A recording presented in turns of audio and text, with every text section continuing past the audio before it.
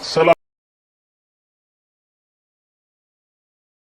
ናችሁ? እንግዲህ በዛሬው ቪዲዮ በናሽናል ኤግዛም ላይ ፈተና ውስጥ ገብታችሁ ምን አይነቶችን ከመጀመሪያው እስከምትወጡበት ድረስ ምን ስቴፖችን መውሰድ እንዳለባችሁ እንግዲህ በዲቴይል የምናይ ይሆናል። ይህንን አይነት ቪዲዮ እንግዲህ አብዛኛው ጎበዝ ተማሪዎች እነዚህ ነገሮች ይፋ አድርገው አያወሩም ወይንም አይናገሩም። አይዶንት ኖ ለምን እንደሆነ ግን ማንም ሰው አይናገርም ዲቴይል። ግን የዛሬውን የብዙ ተማሪዎቹን ተሞክሮ እንዲሁም እኔንም ጨምሮ ናሽናል ኤግዛም ላይ በአጭር ጊዜ እንዴት ያላችሁን ፖቴንሻል የመስራት አቅማችሁን ከፍ አድርጋችሁ ነጥብ እንደምትይዙ አሪፍ ነጥብ እንደምትይዙ እንግዲህ የምናሳያችሁ ይሆናል። ለቻናላችን አዲስ ከሆናችሁ ቻናላችንን ሰብስክራይብ አድርጉ፣ እንዲሁም ቪዲዮን ላይክ እና ለሚያስፈልገው ሰው ደግሞ ሼር አድርጉት። ለመሰላችሁ በናሽናል ኤግዛም ላይ እንግዲህ አንድ ነጥብ የማለፍና የመውደቅን ሁኔታ የምትወስን ስለሆነ እነዚህ የምሰነግራችሁ ስቴፖች ደግሞ በእያንዳንዱ ትምህርት በእያንዳንዱ ኤግዛም በምትወስዱባቸው ኮርሶች ላይ ወይንም ትምህርቶች ላይ ሚኒመም 10 ነጥብ እና ከዛ በላይ እስከ 20 ነጥብ ከ10 እስከ 20 ነጥብ ልዩነት ያመጣሉ። ለምሳሌ ከመቶ እናንተ ነጥብ የሚሰጠው እንደዛ አይደለም። ከመቶ ኦልሞስት እናንተ 60 ወይ 70 የምታመጡ ከሆነ ወደ 80 ከፍ የሚያደርጉ ወይንም 60 የምታመጡ ከሆነ ወደ 70 ከፍ የሚያደርጉ ናቸው። ስለዚህ እነዚህ ነገሮች አሁን ስንደምራቸው ለምሳሌ በአንድ ትምህርት ላይ የ10 ነጥብ ልዩነት የምታመጡ ከሆነ በስድስት ስታባዙት የ60 ያህል ነጥብ ልዩነት አለው ማለት ነው። እንግዲህ ኢማጂን አድርጉት በእያንዳንዱ ትምህርት ትናንሽ የሆኑ ልዩነቶችን ብታመጡ የማለፍና የመውደቅ ቻንስ ሊሆን ይችላል ማለት ነው። ስለዚህ እነዚህን ስቴፖች በስርዓት ተከታተሉ፣ ምክንያቱም ይሄ ነገር በጣም ስለሚጠቅማችሁ ማለት ነው። እስኪ ይህንን ነገር ዲቴይል ስለ ፈተና ያላችሁን አስተሳሰብ ሙሉ ስለሚቀይር በዲቴይል ቪዲዮን ተከታተሉላለሁ። ብዙ ሳናወራ እስኪ ወደ ቪዲዮ እንለፍ።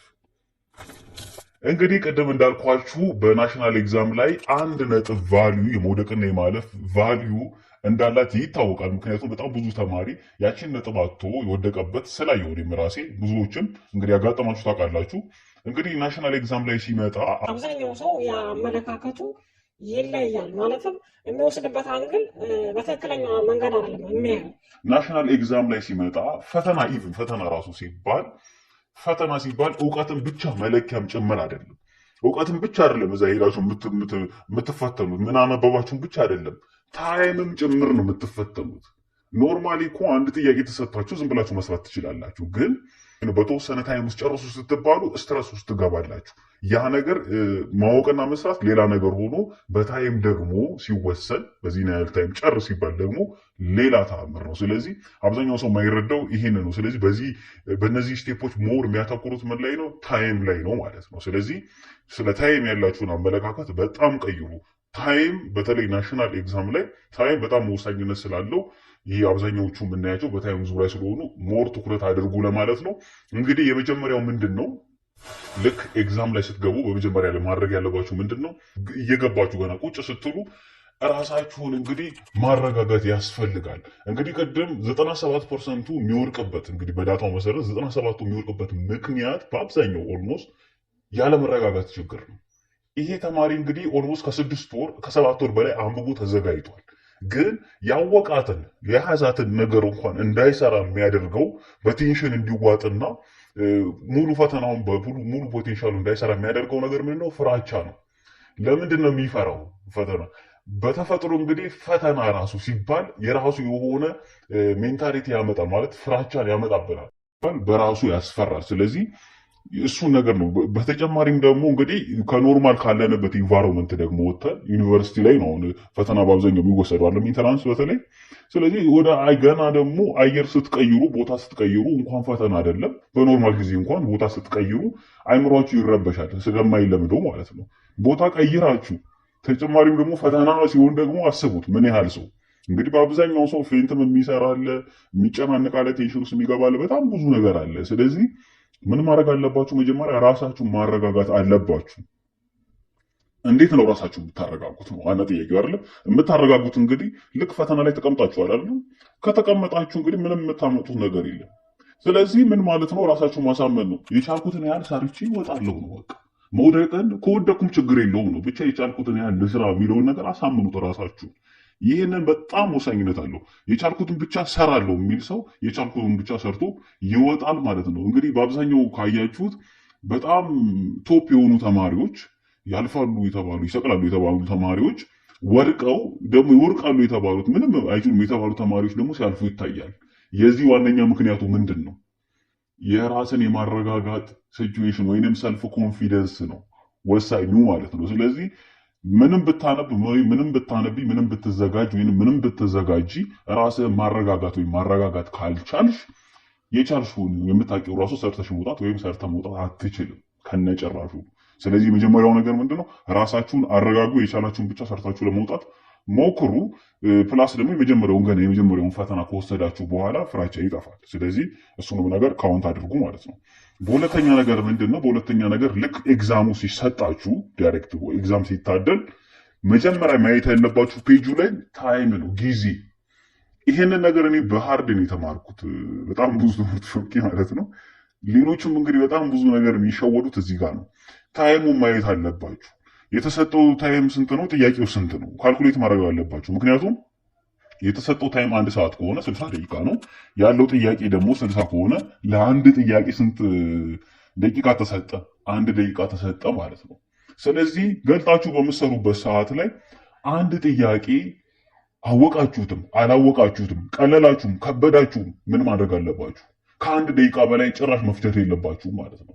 ስለዚህ ለአእምሯችሁ አንድ ጥያቄ ላይ 1 ደቂቃ ነው የምቆየው ብላችሁ ካሳመናችሁ ምንድነው አእምሯችሁ ፕራይም ይሆናል ወይንም ፕሮግራም ይሆናል። ልክ እዛ ላይ ስትቆዩ ሰዓት እየሄደ ነው እለፍ ይላል፣ ታልፋላችሁ ማለት ነው። ስለዚህ እንደዚህ እያደረጋችሁ ከ1 ደቂቃ በላይ ከበደም ቀለለም አወቃችሁትም አላወቃችሁትም ሞልታችሁ ማለፍ ነው። ያቺን ደቂቃ እንዳታሳልፉ። ለምን? በጣም ወሳኝነት አለው። ሰዓት ካለቀባችሁ መጨረሻ ላይ ምን ትበላላችሁ? ኮንፊደንሳችሁን ይወርዳል። ከአንዳንድ ነው የሚወርደው። 30 ደቂቃ ቀራችሁ ስትባሉ ሌላ መረበሽ ውስጥ ነው የምትገቡት። ኦልሞስት 30 ደቂቃ ቀራችሁ ከተባላችሁ እናንተ ገና 20 ጥያቄ ከሆነ የሰራችሁት 40 ጥያቄ ይቀራችኋል ማለት ነው። ስለዚህ ኮንፊደንሳችሁን ስለሚወርድ በጣም ችግር ውስጥ ነው የሚያስገባችሁ። የምታውቁትን ነገር ራሱ ሙሉ ተበለሻሽቶ ስለሚወጣ እዚህ ነገር ላይ በጣም ቴክ ኬር አድርጉ። ስለዚህ መጀመሪያ ሲሰጣችሁ ሽቱ ምን ማየት አለባችሁ? ታይሙን ይዩትና ጥያቄውን ይዩና ካልኩሌት አድርጉት እንደ ጥያቄው ማለት ነው። ለምሳሌ ማስ ምናምን ሲሆን ለአንድ ጥያቄ ኦልሞስት 3 ደቂቃ ምናምን ነው። ስለዚህ ከ3 ደቂቃ በላይ መፍጀት የለባችሁ ማለት ነው አንድ ጥያቄ ላይ። ይህንን ነገር ካደረጋችሁ እንግዲህ ካልኩሌት አድርጋችሁ ከያዛችሁ ምን ታደርጋላችሁ? ልክ መስራት ስትጀምሩ አሁን ደቂቃውን ወስነናል አይደል? መስራት ስትጀምሩ በጣም ብልጥ መሆን አለባችሁ። አብዛኛው ተማሪ የሚሸወደው እዚህ ጋር ነው። በጣም ቀላል የሆኑ ነገሮች ሙሉ ሽታችሁ ስለሚለያይ የአንዳንዱ ተማሪ ጋር ቀለል ቀለል ያለ ጥያቄ መጀመሪያ ላይ ይመጣለታል። የአንዳንዱ መካከል ላይ ነው፣ የአንዳንዱ ደግሞ መጨረሻ ነው።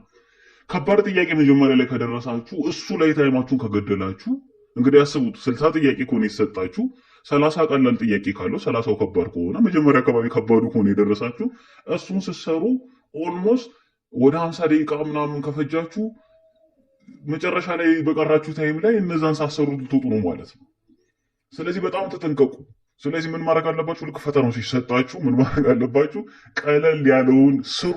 ከባዱንስ ዝም ብላችሁ ሙሉትና እለፉት። ትረስት ሚ የምሬን ነው ብላችሁ ዝም ብላችሁ ሞልታችሁ ትለፉት። ጥያቄው ራሱ ገና ስታነቡት ከባድ ከሆነ ሞልታችሁ ዝም ብላችሁ እለፉ። ብቻ ሽቱ ላይ ምን ታደርጋላችሁ? አንብቡት። ሜቢ ኮምፒውተር ላይ የምትወስዱ ምናምን ካላችሁ በኮምፒውተር የምትወስዱ እናንተም ሞልታችሁ ግን ቁጥሯን ያዟት። ቁጥሯን ያዟትና ፔጁን በኋላ ላይ መጨረሻ ላይ ተመልሳችሁ እንድትመጡ ማለት ነው። ስለዚህ ቀለል ያለውን ቀድማችሁ ዝም ብላችሁ ከባዱን ዝም ብላችሁ እየሞላችሁ በገስ ማለት ነው ወዲያው ታይማችሁ ሳያልቅ። ከዛ ቀለል ያለውን ሙሉ ከጨረሳችሁ በኋላ ለምሳሌ ከ60 ጥያቄ 40ውን ብትሰሩ ከዛ አእምሯችሁ ምን ይሆናል? ፕራይም ይሆናል። መረጋጋት ይጀምራል። ለምን? ከ60ው ጥያቄ 40ውን ሰርቻለሁ። ዋይ 40ው ቀለል ያለው በኮንፊደንስ ሰራው ማለት ነው። 30ውም ከሆነ ከ60 የሰራችሁት ጥያቄ 30ውን ሰርቻለሁ ቢያንስ ግማሹን ሰርቻለሁ የሚል አእምሮ ስለሚመጣ ይረጋጋል። ከነጭራሹ አለመረጋጋት አይችልም። ይሄንን አድርጋችሁ አእምሯችሁ አለመረጋጋት አይችልም። አእምሯችሁ ሲረጋጋ ደግሞ አእምሯችሁ ሲረጋጋ ደግሞ በፊት ያነበባችሁት ነገር አእምሯችሁ ምን ይላል? ወደ አእምሯችሁ ይመጣል ማለት ነው። አእምሯችሁ ሲረጋጋ ማስታወስ ትጀምራላችሁ። መጀመሪያ ስታነቡት የከበዳችሁ ከባድ ነው ብላችሁ ጥላችሁ ትሄዳችሁት መጨረሻ ላይ ስለምትረጋጉ ብዙ ጊዜም ስለሚተርፋችሁ በጣም ብዙ ጊዜ ስለሚተርፋችሁ በዛን ታይም ላይ ምን ትላላችሁ? መስራት ትችላላችሁ ማለት ነው። ቀላሉን አሁን ለምሳሌ ሂሳብ ላይ ብያችኋለሁ። ሂሳብ ላይ አሁን 3 ደቂቃ ነው ለሰጠው ቀለል ያለችው ኦልሞስት 1 ደቂቃ 2 ደቂቃ ፈጅ ሞልታችሁ ስትሄዱ የነዛን ተርፍ ታይም ምን እያደረጋችሁ ነው? ለከባዱ ትምህርት እያከማቻችሁ ነው ማለት ታይም ላይ። በዚህ አይነት ሜትድ ቀድማችሁ ትጨርሳላችሁ። ኦልሞስት 3 ሰዓት ከተሰጣችሁ ሂሳብ ራሱ 2 ሰዓት ላይ ሙሉ ጨርሳችኋል። ከዛ ከባዱ መፍለጥ ትጀምራላችሁ ማለት ነው። ሌላውም ትምህርት ላይ ባዮሎጂ ላይ ምንም ላይም ቢሆን ኬሚስትሪ ላይም ቀላሉን ቶሎ ስትጨርሱ ብዙ ታይም እንደውም በጣም ብዙ ታይም ይተርፋችኋል። በዚህ አይነት ሜትድ ተጠቀሙ። ከባዱ መልታችሁ ለፉ በግምት ቀላሉን ስሩና ወደ መጨረሻ ከባዱ ምን አድርጉ ስሩ። እንግዲህ ይህንን ካደረጋችሁ በአራተኛ ነገር ምንድነው የምናደርገው? እነዚህ ነገሮች በምትዘሉበት ጊዜ ጥያቄ ሳትሞሉ አትለፉ። ማለት መልስ ሳትሞሉ አትለፉ። መልስ ሳይሞሉ እያለፉ በጣም ብዙ ተማሪ ይዘበራረቅባቸዋል። መልስ ሳይሞሉ ያልፉትና ከዛ ሌላውን ጥያቄ ሰርተው ሲመለሱ ተሳስተው እዛው ጋር ይሞሉታል። ለምሳሌ 3ኛውን አይደል ይዘለሉት እንበል። 3ኛውን ሲዘሉት ተመልሰው የአራተኛውን ጥያቄ መልሱን 3ኛ ላይ ይሞሉታል። ለምንድን ነው? ፈተና ላይ ስላላችሁ ምንም በቃ ኮንትሮል የላችሁ። ትኩረት ልስጥ እንኳን ብትሉ ፈተና ስለሆነ ይከብዳል። እና ምን ማድረግ አለባችሁ? መልሱን እውነትም ሆነ ትክክልም ሆነ አልሆነም ሞልታችሁ ትለፉት፣ እንዳትሳሳቱ ማለት ነው። አብዛኛው ልክ መጨረሻ ላይ ሲደርስ 60 ጥያቄ አይደለም ነው ለምሳሌ ልክ 59ኛ ሲሆንበት የሽቱ ላይ ያለው 60 ጥያቄ ነው። እሱ የሞላው እስከ 59 ነው። ከእንደገና ፈለገ ይገባል ደንግጦ። ከእንደገና ወደ 30 20 ጥያቄ ወይም 40 ጥያቄ ሙሉ እየሰረዘ መስራት ማስተካከል ሌላ ነገር ውስጥ የሚገቡ። በዚህ አይነት ሜትድ በጣም ብዙ ሰዎች ይሾቁ ስለማቅ ስላሉ የደረሰባቸውም ስላሉ በእንደዚህ ነገር መጠንቀቅ አለባችሁ። ስለዚህ ምን ታደርጋላችሁ? ሽቱ ላይ አከባችሁ ወይንም ኮምፒውተር ላይ የምትፈተኑ ደግሞ ምን ታደርጋላችሁ? ኖርማል ወረቀት ላይ 28ኛ ወይንም 24ኛ ጥያቄ ምናምን ወይ 3ኛ ጥያቄ በሉና ዝም ብላችሁ ጽፋችሁ መልሱን ግን እዛ ላይ ሽቱ ላይ አንሰር ሽቱ ላይ ሞልታችሁ እለፉ። ከዛ በኋላ መጨረሻ ሲተርፋችሁ ደግሞ ወጣችሁ እንትን ትላላችሁ። ባይበቃችሁ እንኳን ማለት ነው ታይም ባይበቃችሁ እንኳን ቢወሰድ ኦልሬዲ ሞልታችኋል። ስለዚህ ኖርማል ነገር ነው ማለት ነው።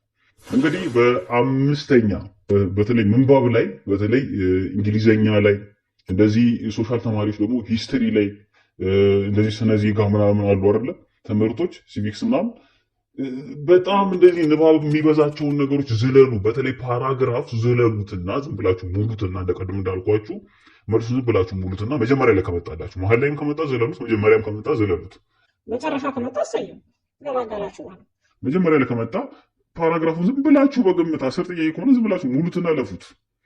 ከዛ ሌላውን ሰርታችሁ ሲጨርሱ ተመለሳችሁ ሙሉ። ምክንያቱም ታይም በጣም ይበላል። ጊዜ ከተበላባችሁ ማለት ደግሞ መስራት የምትችሉትን ሳሰሩ ነው የምታልፉት ማለት ነው። መጨረሻ ላይ ትነጠቃላችሁ። ስለዚህ ይህንን ነገር ለመከላከል በጣም ብዙ ሰው ደግሞ የሚሾቁበት ምክንያት በዚህ የተነሳ ነው። ስለዚህ ምን ማድረግ አለባችሁ? ዘላችሁ እሱን ወደ መጨረሻ መስራት አለባችሁ ማለት ነው። እንዲሁም ደግሞ እንደዚህ በጣም ንባብ ያላቸው እንደ ሂስትሪ፣ ሲቪክስ ምናምን ላይ ያሉ ደግሞ ንባብ ያላቸው ብዙ ጥያቄው ራሱ ኖት የሚሆኑበት አጋጣሚ አለና እነሱ ላይ ዝም ብላችሁ ቁጭ ብላችሁ ስራዬ ብላችሁ አታንብቡ። ዝም ብላችሁ ከላዩትና ብዙ ከሆነ ለፉት፣ በኋላ ላይ ታነቡታላችሁ። ችግር የለውም ታይም ስለሚተርፋችሁ ማለት ነው።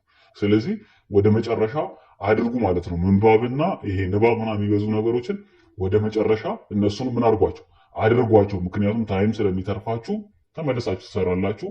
ኦልሬዲ ኮንፊደንሳችሁን ከፍ ስለሚል ወዲያው ጧት አድርጉታላችሁ ማለት ነው።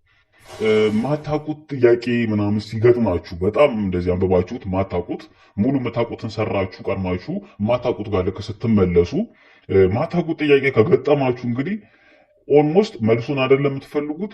ከአማራጮች 4 አማራጮች አሉ። ከአራቱም እንግዲህ 25% አላቸው። በአብዛኛውን ጊዜ በጣም አወዛጋቢ ናቸው። በተለይ ናሽናል ኤግዛም ላይ የሚመጡ ምርጫዎች በጣም አወዛጋቢ ናቸው። ስለዚህ ስታዩዋቸው መልሱን ከመፈለግ ይልቅ መልሱን በጣም ያወዛግብ ከሆነ መልሱን ከመፈለግ ይልቅ መልስ የማይሆነውን እያጠፋችሁ ሂዱ። ለምሳሌ ዲ ካልሆነ መልሱ እዚህ ጋር ዲን አጥፉት። ስለዚህ 3 አማራጭ ቀረላችሁ ማለት ነው። ከቻላችሁ ደግሞ የማይሆነውን ደግሞ ሲ ከማይሆን ከሆነ ወይ ቢ የማይሆን ከሆነ ቢን ታጠፋላችሁ። ስለዚህ 2 አማራጭ ይገርማችኋል ማለት ነው። ወይ ኤ ወይ ሲ ከሁለት አንዱ። ስለዚህ አማራጫችሁን እንደዚህ እያጠፋችሁ መልሱን ከማፈለግ ይልቅ መልስ የማይሆኑን እያጠፋችሁ በዛ አይነት ሜትድም ተጠቀሙ። ጥሩ ያካሄድ ዘዴ ስለሆነ በሱ አይነት ሜትድም ተጠቀሙ። አማራጫችሁን ከፍ ስለሚያደርግ ማለት ነው። እንደዚህ ሂሳብ ምናምን ፊዚክስ ምናምን ካልኩሌሽን ላይ የሚበዛ ነገር ደግሞ ከሆነ ካልኩሌት ስታደርጉ ዳይሬክት የሆነ መልስ ካላገኛችሁ በዚህ ላይ ይሄ ፖዚቲቭ ሆኖ መልሱ እዛ ጋር ኔጌቲቭ ምናምን ካለ ልክ እንደዛ እያጠፋችሁ ማለት ነው። ከያዛችሁት ቁጥር ጋር ደግሞ ከመጣላችሁ መልስ ጋር የማይቀራረቡ መልሶች ካሉ ደግሞ እነሱንም እያጠፋችሁ። ስለዚህ ይህንን ካየን ደግሞ በመጨረሻ ነገር ምንድን ነው፣ ልክ ፈተናው ከጨረሳችሁ በኋላ መልሳችሁን ክሮስ ቼክ ማድረግ እንዳትረሱ። ሽታችሁን ቼክ ማድረግ እንዳትረሱ። አንዳንድ በጣም ኖርማል የሆኑ ስህተቶች ግን ሙሉ ግሬድ የሚያሳጧችሁ ነገሮች አሉ። በጣም ስህተት የሆኑ ማለት ነው። ቅድም እንዳልኳችሁ ተሳስታችሁ ልትሞሉ ትችላላችሁ። ስለዚህ የማስተካከል ቻንስ ሊኖራችሁ ይችላል። ስማችሁን ልትሳሳቱ ትችላላችሁ። ኖርማል ኦርዲናሪ የተባሉ ስህተቶች ግን በኋላ ግን ብዙ ዋጋ የሚያስከፍሏችሁ ስህተቶች ስለሚኖሩ እያንዳንዷን ነገር ቼክ ማድረግ እንዳትረሱ ማለት ነው። ስለዚህ እነዚህ ነገሮች በስርዓት ከተከተላችሁ በእርግጠኝነት ጥሩ ውጤት ማምጣታችሁ ማይቀር ነገር ነው። ስለዚህ በእንደዚህ አይነት መንገድ ራሳችሁን ከአሁኔው አለማምዱ። ከገባችሁም በኋላ እነዚህ ነገሮች በደንብ ተጠቀሟቸው ማለት ነው። እንግዲህ ለዛሬው የያዝነው ቪዲዮ ይሄንን ይመስላል። የሚቀጥለው ቪዲዮ ደግሞ ተጨማሪ ነገር ያስፈልጋችኋል ካልኩ መሰራላችሁ ይሆናል። እንግዲህ በዛሬው ቪዲዮ የያዝንላችሁ ይህንን ይመስል ነበር። በሚቀጥለው ቪዲዮ እስከምንገናኝ ድረስ መልካም ጊዜ ላለው እንዲሁም ደግሞ መልካም ፈተና